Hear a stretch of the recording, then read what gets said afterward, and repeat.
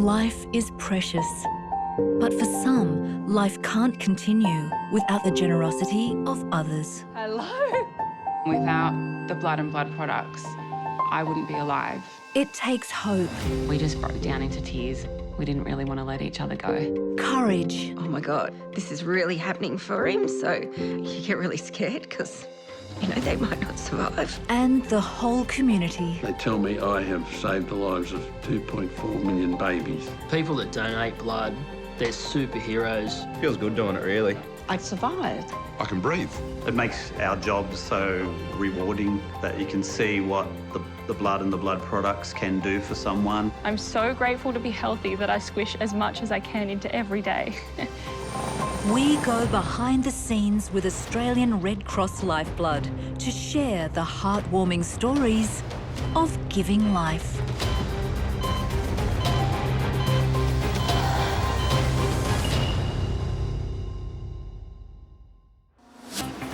And now, on Giving Life. A paramedic makes a miraculous recovery.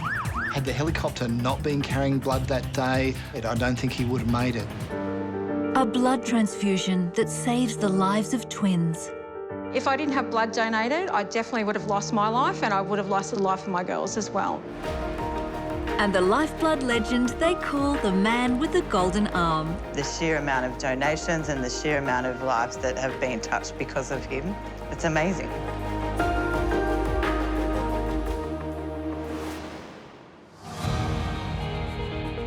"33-year-old Wes Ackerman was inspired by his family to become a paramedic. My father was involved in emergency service. My brother was involved in emergency service. So it was, I'm going to say it's a generational thing. But in October 2016, Wes's commitment to community service is severely tested. Early one morning, around about 5 a.m, Wes and his partner Sharon are driving along in a rural location when they've unfortunately been hit by another car. The ambulance has been severely damaged. Miraculously, Sharon escapes injury and calls 000 for backup. Ambulances quickly arrive on the scene. It wasn't until they heard Wes calling that they actually realised he was still in there, couldn't be seen at that stage. And it became pretty apparent pretty quickly that he was severely injured. Wes was effectively suspended upside down.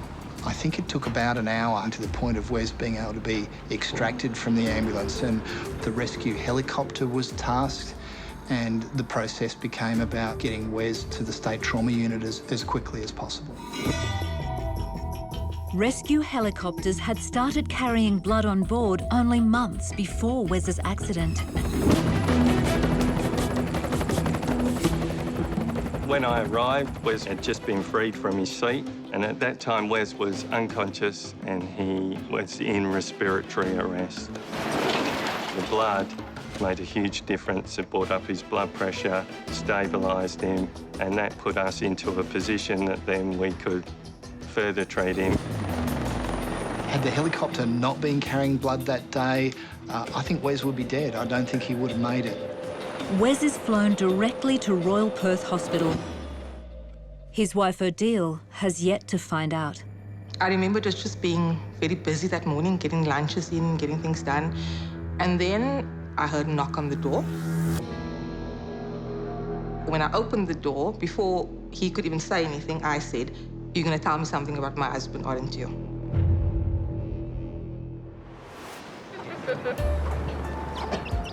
John Michael and Belinda Barry didn't meet until their 40s, but they quickly realised it was meant to be. We met at work back in 2006. I asked him out one day.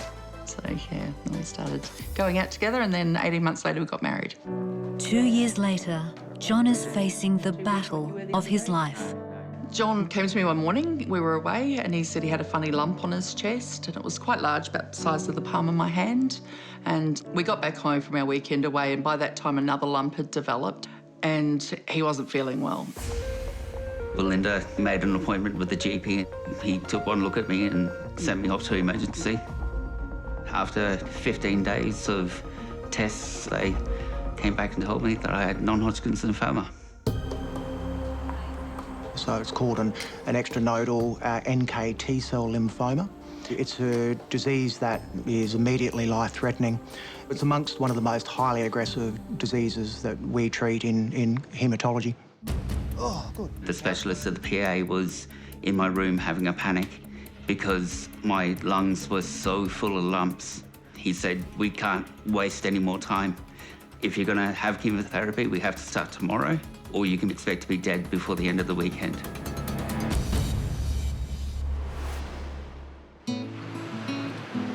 Michelle Peacock was pleasantly surprised to be expecting twins at the age of 38. But her pregnancy did not go to plan. At 14 weeks, I had a large bleed to the point where the ambulance driver thought that I would probably not have any babies by the time I got to the hospital. By the time I got to the hospital, I almost lost 2 litres of blood. It was very scary. Michelle is diagnosed with a potentially life-threatening condition. Placenta previa is a condition where the placenta lands really at the exit of the uterus, so down near the cervix. In Michelle's case, natural delivery would not be possible because the placenta was actually in the way of the delivery of the twins. So it would have been delivered before the twins were, effectively cutting off their oxygen supply. After a second bleed at 32 weeks, Michelle is admitted to hospital.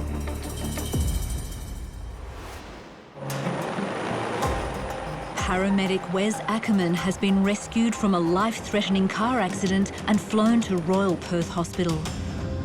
Being one of their own, St John Ambulance sends a paramedic to inform his wife, Odile. Before he could even say anything, I said, "You're going to tell me something about my husband, aren't you?" And he said, "Yes, I'm afraid I am." "Is it bad?" And he said, "You need to come with me now." And then we drove to the hospital. I walked into the trauma bay at Royal Perth and encountered Wes looking as sick as it's possible for someone to look and still be alive. And when it's a colleague, someone you know, one of your own, it's horrendous. When I arrived at the hospital, I remember asking them, can I see him before he goes into theatre? I went through and a lot of people working on him, all these tubes, and I was like, and then I think it dawned on me that this is actually very serious. They said to me, you can give him a kiss. And I think I was just in cut-off mode, and I think I just touched his arm, and then they took him away. Everyone was really concerned about Wes's situation. He was really badly injured, incredibly badly injured. I remember that quite clearly. We were very concerned that he might not even survive. Wes had quite a lot of trauma to his head and face. In fact, a very significant artery that supplies part of the brain called the carotid artery was also torn. A lot of internal injuries in his abdomen. He had fractures of both his legs, big bones in his leg, which bleed a lot. We replaced all his own blood with donated blood at some point. After several hours of life-saving surgery, Wes is transferred to ICU. That's when I saw him, and I think that was the first time that I broke down. I have no idea what the doctor told me. I was crying way too much. He was explaining what they did in the surgery. He was explaining what they're doing now, what was happening now, why the tubes were there. I don't think I heard anything he said. I was just sobbing. Wes is put into an induced coma.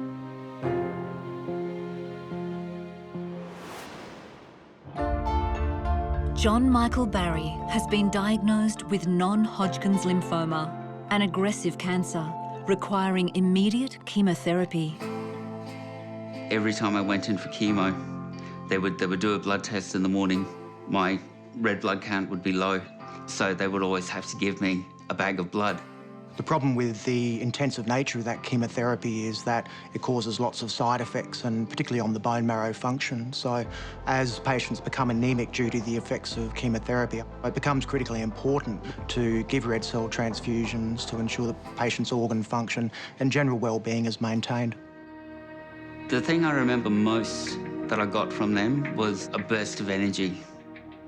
It helped get me back to a place where I almost felt like myself again.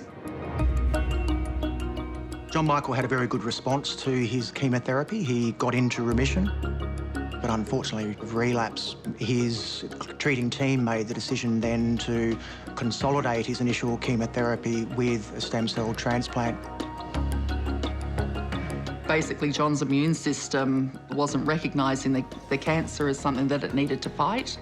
So the transplant of another person's bone marrow, their cells, which is basically their immune system, we hope that it will recognise the cancer as a foreign or an unwanted part of their body and kill it.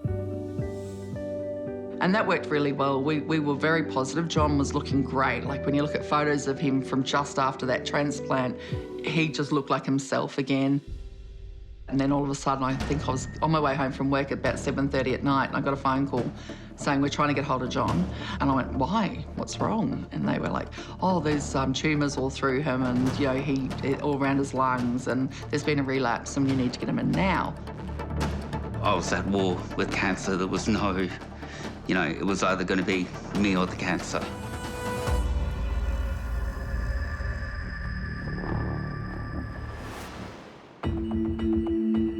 "32 weeks pregnant with twins, Michelle Peacock was rushed to emergency after another big bleed.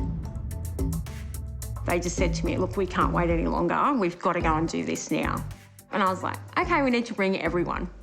So I then had to get everyone who was at Foster 2 hours away to try and get them to Newcastle as quickly as possible. Being by myself was very scary. I had a really good nurse with me, and she sort of sat with me and held my hand and while I cried. And by the time they all got there, I was pretty much knocked out. Once I opened the uterus and delivered the twins, there was very brisk bleeding. So that required me to do a very rapid hysterectomy, protecting all the other organs in her body and trying to get that last clamp on to stop that bleeding. Michelle lost approximately 6 to 8 litres in total. So she had 16 units of packed red blood cells over the course of that time. When I woke up in ICU, I was pretty shocked. I didn't really ask too many questions to start with, except where are my babies and are they okay? They were in the NICU, but they were fine. I was just so happy they were okay. Blood transfusions are absolutely life-saving. They're exceptionally important, and without them would be really having a difficult time in the operating theatre. Yep, all good. Thankful for the lives of her twin girls, Michelle decides to give back. I'm giving blood today because I received so much blood. If I didn't have blood donated, I definitely would have lost my life, and I would have lost the life of my girls as well. So, very lucky. Donating blood will definitely save lives. John Michael Barry is battling an aggressive form of cancer. But with wife Belinda by his side, he's managed to stay positive. I was of a particularly stubborn mindset that I wasn't going to die. I'd always said to Belinda, if I'd had the opportunity, I'd love to be a writer. So the next day she came in, she brought our battered old laptop that we had at the time, and she said, well, you want to be a writer? Right.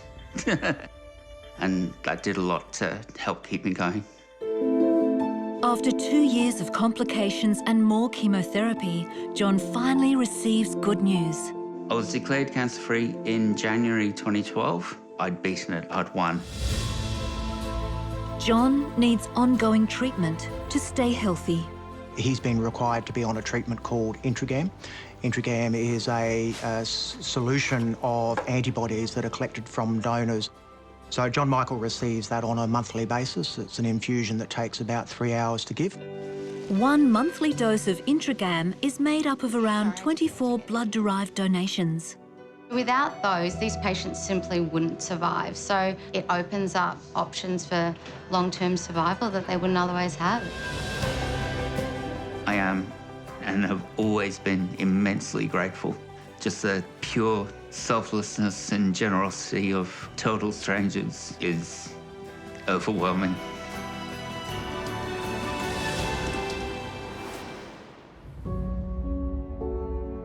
After surviving a horrendous car crash, paramedic Wes Ackerman was kept in a coma at Royal Perth Hospital while undergoing multiple operations. Because of the numerous visits to the operating room, we tend to just leave them anaesthetised essentially or induced coma for all that time till most of his big operations were finished. 2 weeks later, he opens his eyes. My wife was next to me and she was telling me I was involved in an accident. He couldn't speak, and in his eyes, he was like, what happened? Like, what's going on? And I think I kept on asking the same thing, like, what happened? And I kept on having to repeat because obviously I was quite groggy and still not with it. I don't know if he couldn't retain, he couldn't understand, or the head injuries or what, but he kept asking the whole time, what happened, what happened? Obviously, I don't remember the incident. And yeah, so it was quite all bit much for me, a bit confusing. Yeah, just waking up in a hospital bed. Yeah. So it was a very long, slow period of rehabilitation for him. He had lost a lot of muscle bulk, probably half the man he was. Right after the accident, I was in a wheelchair. My femur was shattered or fractured in multiple places, so I had a rod inserted in my femur. It was difficult for me to walk, so yeah, I wasn't very mobile. He was about in hospital for a month before he came home. It was emotional. I think we all cried. And it was a bit strange, I think, as well, because now Daddy was also in a wheelchair and he couldn't walk, he couldn't pick us up, couldn't run with us. So it was a period of adjustment for the kids as well, that Daddy can't do everything that he used to do. But yeah, it was amazing to have him home. I was quite motivated to get back to work, to support my family. Post the incident, I had follow-up surgeries and lots of physios to speed up my recovery. Lots of exercise and hard work. I've seen the full spectrum of injuries, and I have to say, I'd never thought Wes would get back to work. 6 months after paramedic Wes Ackerman survived a near-fatal head-on collision, he decided to return to work. There was a feeling of excitement in the house because he was proud of how far he'd come. And I think seeing him in that uniform, getting dressed in that uniform, going to work, I think I felt that as well, that pride. We always make a point of kissing goodbye. And we know the importance of that now more than anything. I really did not ever expect to see him get back to work. And lo and behold, one day I was in our emergency department treating another patient, and this person turns up and pats me on the back, and I turn around and it's Wes. I was actually really surprised. You saw how broken he was on the side of the road there and just how many injuries he has. To see him walking around back at work is just truly inspirational. And Wes continues to repay the community for their generosity. Generally donate once a year, especially on the date of the accident, and that's my way of giving back and also celebrating that I'm alive.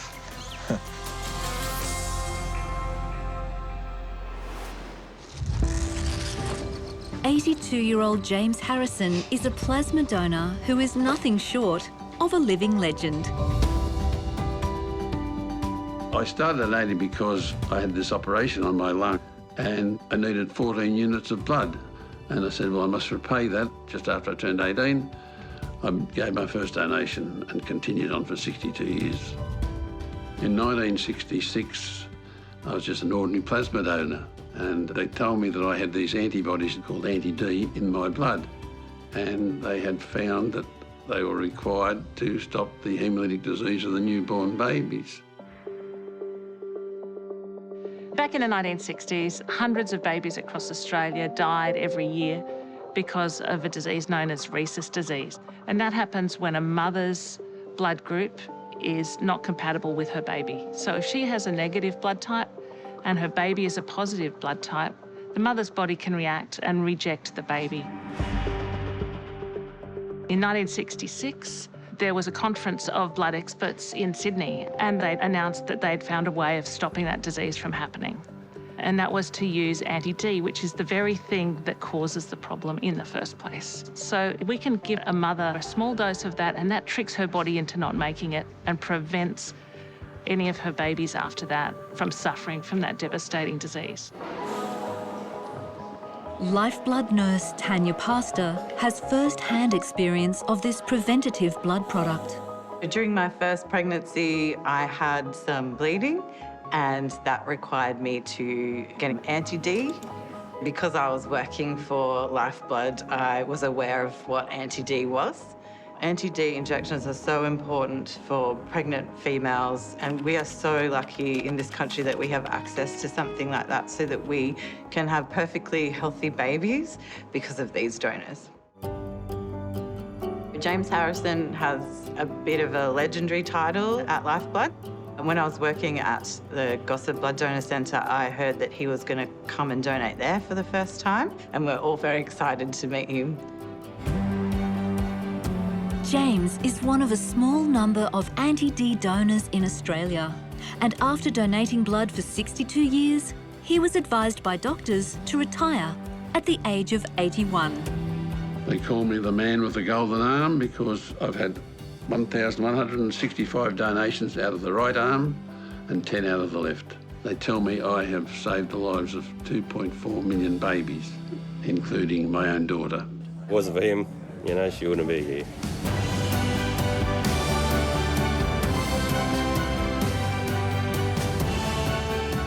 The sheer amount of donations and the sheer amount of lives that have been touched because of him, it's amazing.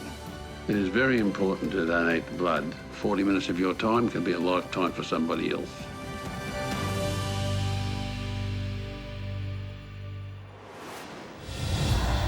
Giving blood is the most generous thing a person can do. Pretty amazing, all those beautiful strangers out there donating blood that helps people that they don't even know.